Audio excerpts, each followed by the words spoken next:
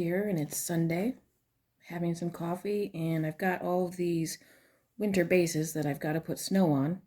I've skipped the trees for now. I will do those after I've got the base done. They are based with our winter grassland. Um, and I'm not really here to give you a tutorial or anything. I'm just, I want to reflect on the recent videos that we did of the gameplay with Carol Kay and her croquettes. This is our newest mixture, Snow. And sometimes the stuff settles, so I'm just giving it a quick stir with my toothpick here.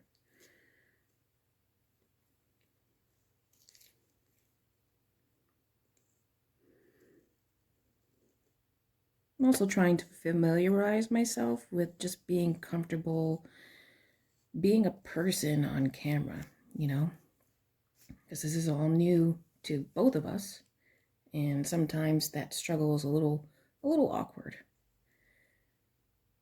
If you ever do pick up our snow, I suggest that you use a flat brush, because if you use a round brush, it tends to stick to, it tends to make a weird texture.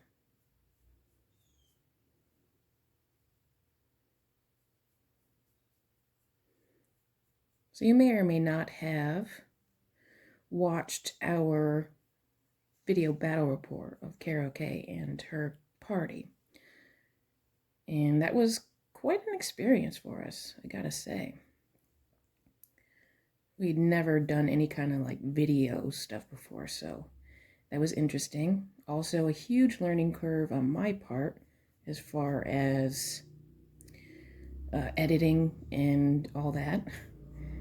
We are very much not tech savvy, so that was a bit frustrating, I'll be honest, learning how to do all of that and make it seem cohesive and whatnot. But I think it turned out pretty good, and as we go on, it'll certainly get better, I hope. And I hope that those of you who watched it enjoyed it, and that you'll continue to watch our stuff and make us feel like we love you guys, and we appreciate that you have followed us for 2 years now. You've followed us on our journey, and it's been wonderful. All of you guys have been so great. From our battle reports with the party, with the, what was it, hero mode party, with our playtest group. You followed us then. You've seen us through our first conventions. We've hit a year of conventions, and that's pretty cool.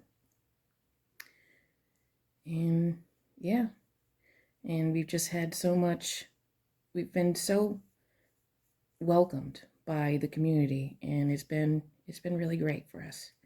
And we're excited to continue to do stuff and share our journey with you, and hopefully you will share your journeys of the consortium with us.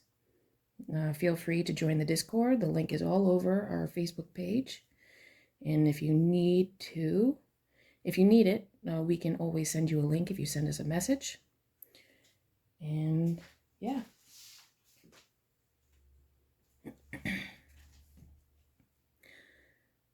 So there was a moment in the battle report when we were playing through that mission, when Mr. Crawley came out and Julio went all extra and he got very storytelly, and that completely threw me because I had no idea he was going to do that. And then I felt put on the spot like, oh man, now I have to be storytelly. But I froze and I couldn't do it. So there was a good minute and a half that I had to cut out where I was like, what? And I hope to be more comfortable to be able to provide that sort of narrative storytelling during the missions, because I think that adds a pretty nice element to what we're providing you here. Yeah.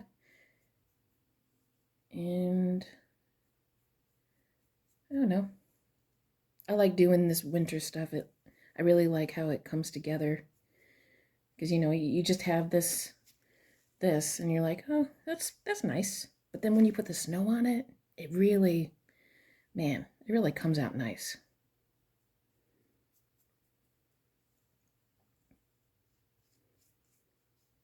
Preparing these for an upcoming convention.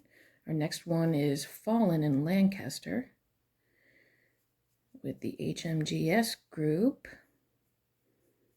Those, if you've never been to Fallen or Historicon, I strongly suggest you go. This is such a great community, such an awesome convention, great people. Rusty is heading Fallen this year, and Russ is he's just an awesome guy, like really phenomenal. I don't have anything bad to say about any of those HMGS guys.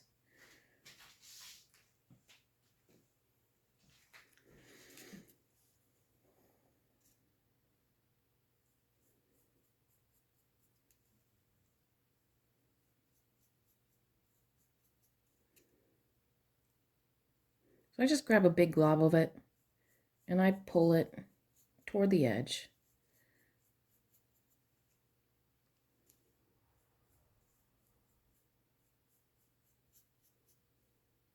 Because, winter does not necessarily mean everything needs to be white. You don't necessarily have a blizzard all winter. You have, stuff showing through most of the time because it depends on where you're from. But you can have a really nice winter base that's not just completely white.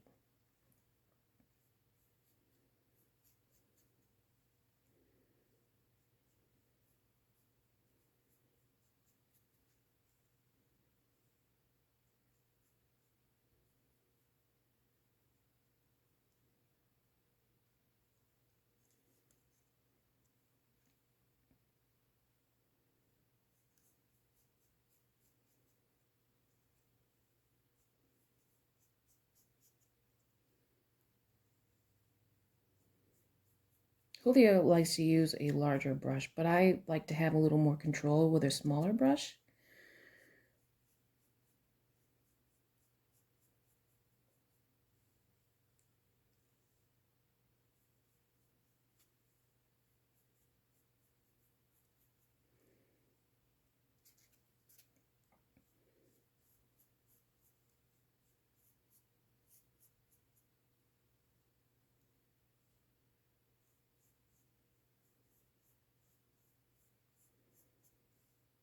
I don't know if you can tell, some of these peaks seem a little jagged, but this is a slightly viscous material, so that those peaks will soften out.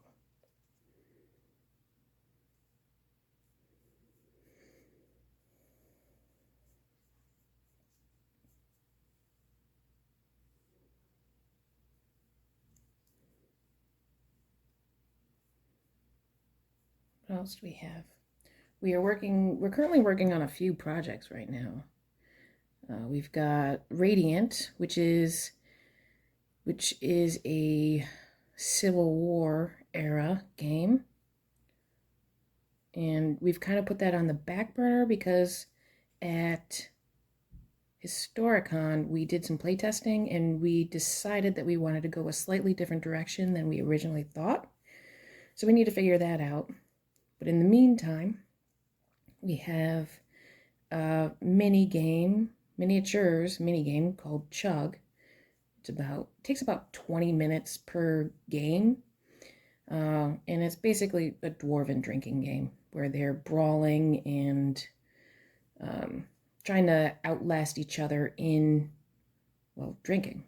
And of course, there are real world applications that you can do with that.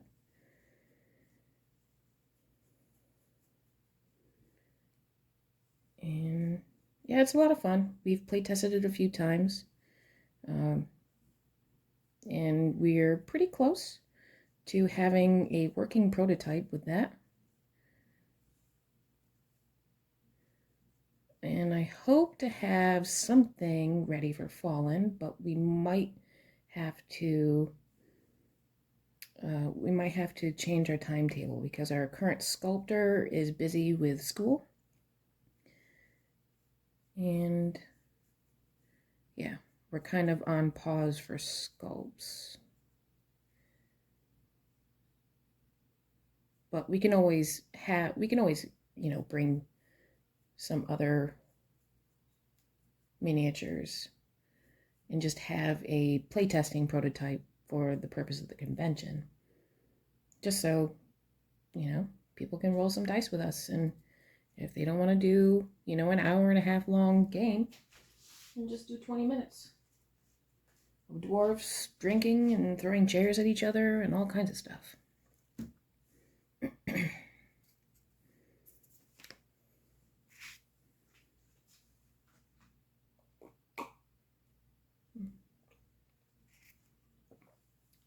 Excuse me, didn't mean to slurp. We also have begun an accounts book. Now, this is going to be the consortium as we see it.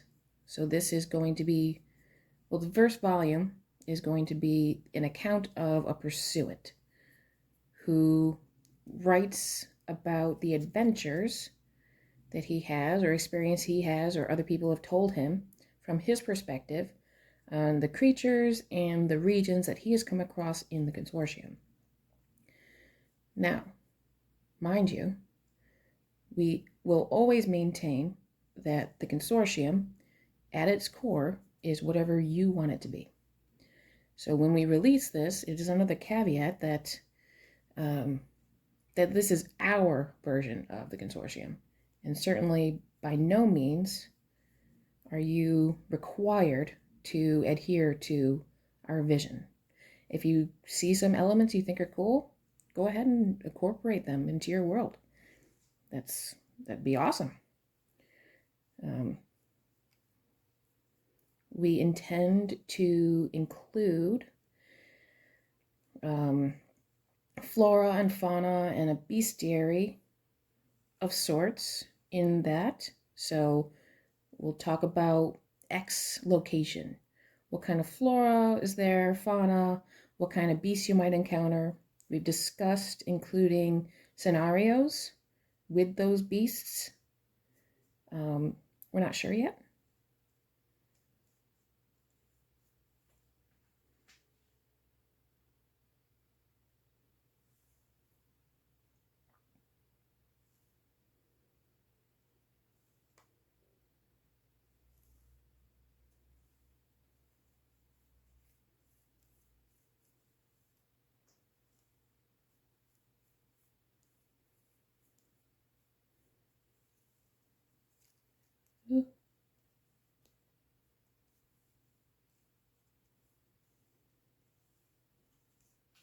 The first base of these that I didn't snow any of the trees, and that was a little hairy, trying to get in between all the things. But these ones are pretty easy because you just pretty much dry brush that on.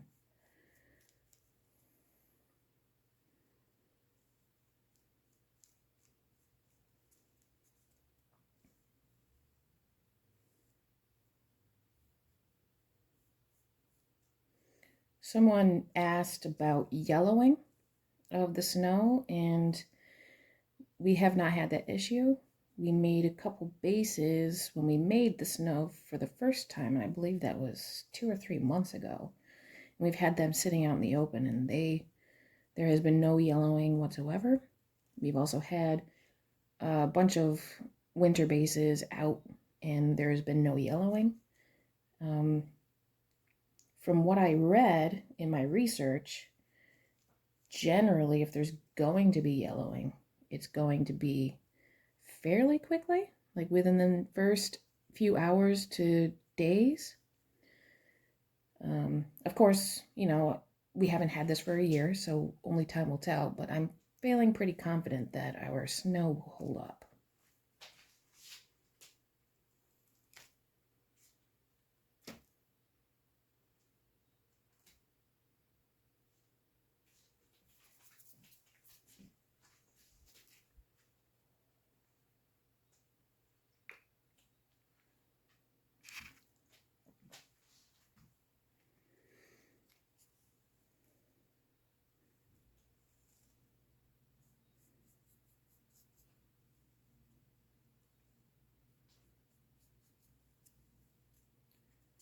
I came into this with sort of a plan on what to talk about, but I don't really know what else to talk about right now.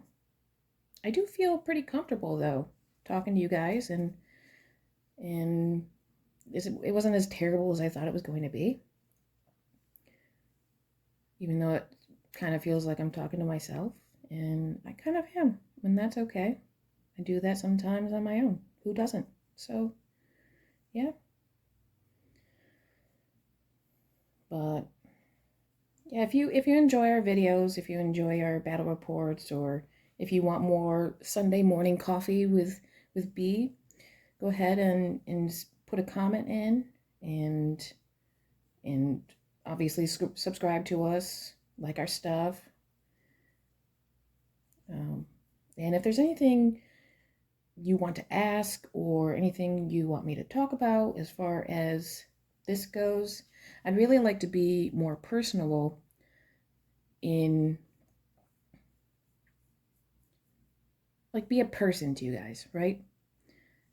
So yeah, if you have any questions or thoughts, or even, hey, check out my game. I am also an independent. Oh, that's a good point.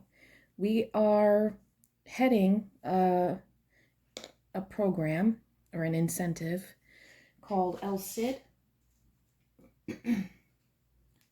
and it is a collection of independent game designers who it's a community, really, for us to help each other out. Every one of us has different marketable skills that we can provide each other. Oh, I forgot to do those trees. So that's what that's really about. We have Tactical Tabletop has a convention. He wrote Fights of Fantasy. He has a convention coming up next weekend, and we've provided a packet of our stuff as well as some other stuff from other indie designers like ourselves. We sent that out to him so we can include it at his table at that convention. So we do things like that. Also working with some of the other designers for their abilities. Um, Trilaterum prints our minis for us when we have our sculpts ready, and Bad Goblin Games has offered to make our tokens and templates, because that's a skill that they do.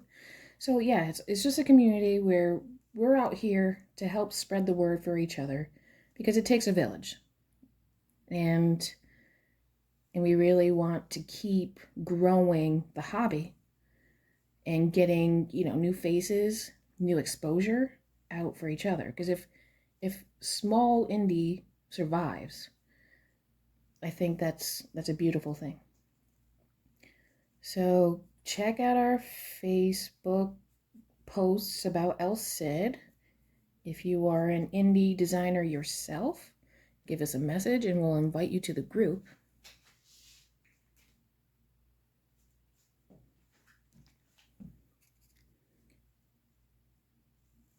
And yes, I also want to take this moment to really just thank the community, thank you guys for supporting us and following us, even if you haven't bought the book. Just following our page and liking our posts and commenting and all that. That's really, it helps.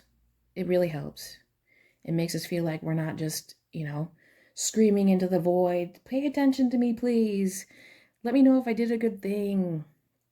Because, it's, you're putting yourself out there. This is not just a game.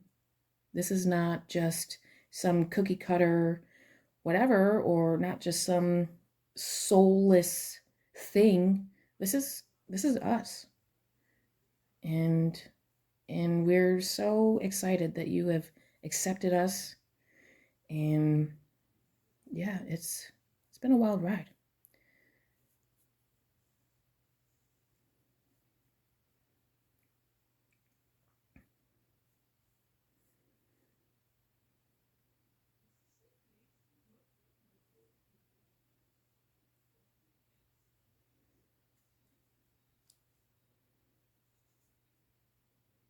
Apologize for my silence. Sometimes the snow you gotta fiddle with to get it to do what you want it to do.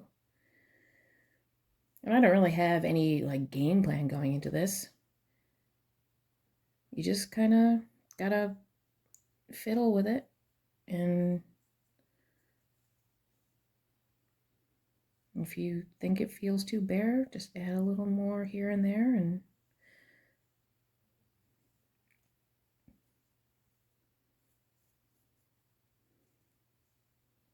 yeah, this was actually pretty cathartic and fun. Hopefully I can be a little more narrative, as I said before, in our battle reports in the future. Time and just getting used to being a part of that. I feel confident that I'll be able to. I cannot say it'll be within the next couple of sessions, but I will, or even if it'll be consistent. I may have moments where I can be descriptive and moments where I'm just, clinical, and that's okay.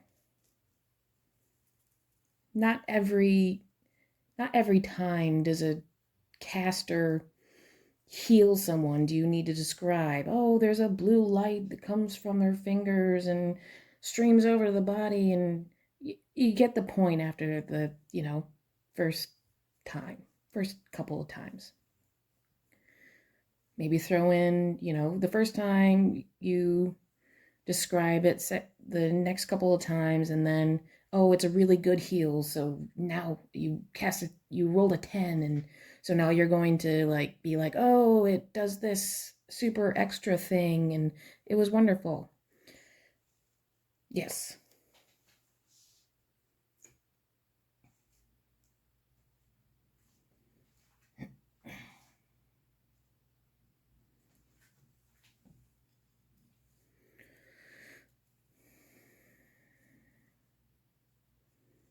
When you're done with your brush and when you're done doing the snow and stuff, all you got to do, and I would suggest that you do this always, even if you're just painting or whatever, all you got to do is wash it with warm soapy water.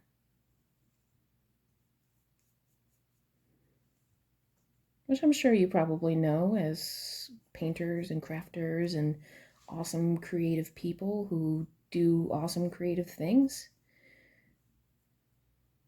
Looks like some of the ground cover got on my snow.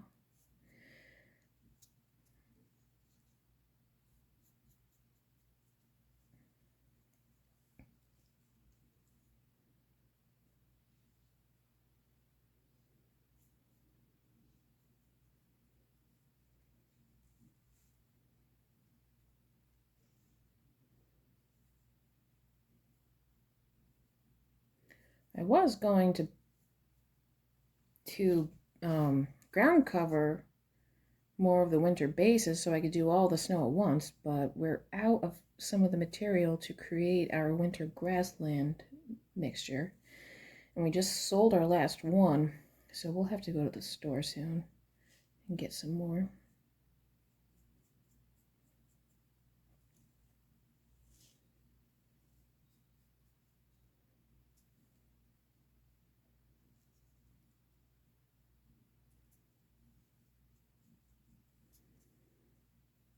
And I think I'm about out of ideas to talk about off the top of my head.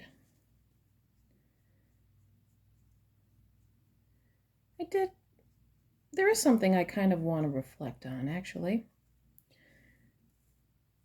So we've had some exposure from different podcasts and stuff, like Tales and Tactics did a wonderful podcast on our game, and Joy of Wargaming, John Mollison did an excellent 4-part series on us, and we had a lot of fun watching him, and he likes to joke around and stuff. And we've had 2 different reactions to the tone of our game. And I mean, that's great. You take from it what you want and such. But one of the one of the suggestions about the tone got us into a conversation about wargaming and where it's trending now. And everything has been grim dark for so long. I feel like people are kind of shying away from that a little bit. Like some people are still full into it, and others are like, come on, give us something different. And that's kind of the beauty of the consortium is we have had two different, you know, perspectives shown to us. And both are right. One of them was like, oh man, this is so dark and grim and this world is terrifying and awful. And the other one was like, oh man, this is such a nice book and the jokes and you know, it's so light and nice. And yes, both is true. And if you have ever watched Wheel of Time, when that came out, that very first scene with the Trollocs and the magic, and we were like, oh man, this is so cool. This is so the consortium. This is awesome and terrifying and gory and magic and cool. But we had never really considered the perspective that this world is so terrifying that jokes are inappropriate. And that really sparked a conversation with us. So to that, I would say that yes, the world is scary and dark, and the new world is full of dangers and treachery and all kinds of stuff. Especially, for the villagers who are helpless to do much without the help of the consortium or, guild agents that you would be if you took on a campaign of the consortium. But that doesn't mean you have to be grim, dark about it, right? Like, yeah, the world is tough and scary, but that's how heroes are born. And, you celebrate life despite that. You have jokes with your friends because life is about living and life is hard sometimes. But doesn't mean you can't have a good time while you're still here. And yeah, the consortium world, if you really think about it, is absolutely terrifying. And Julio and I have commented on this when we're running a mission, or like, how terrifying would this be for this village or for these captives or whatever it is. But then, it's kind of like that D&D movie, right? Where there's horrors everywhere, but they can still have a good time. They can still have their jokes. They can still just be people, and people find a way to be positive. Even if they're not humans.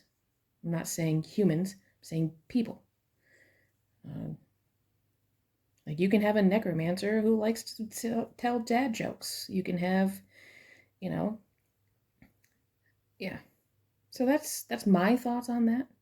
Is yeah, the world of the consortium is terrifying, but you don't have to be depressed about it or like there's hope. You are the hope. And I think that's the difference between grim dark and what we have is there is hope. Like you're not fighting an endless unnecessary battle. You're fighting for the consortium to thrive, to continue to thrive, to expand. And that's that pioneer, that that positive outlook that you have, that we have going into the consortium. These are explorers. These are conquerors. They're heroes. You are heroes. And that's really the takeaway we had. But of course, you know, if you prefer that other way, or if you can't think of it the other way, that's fine.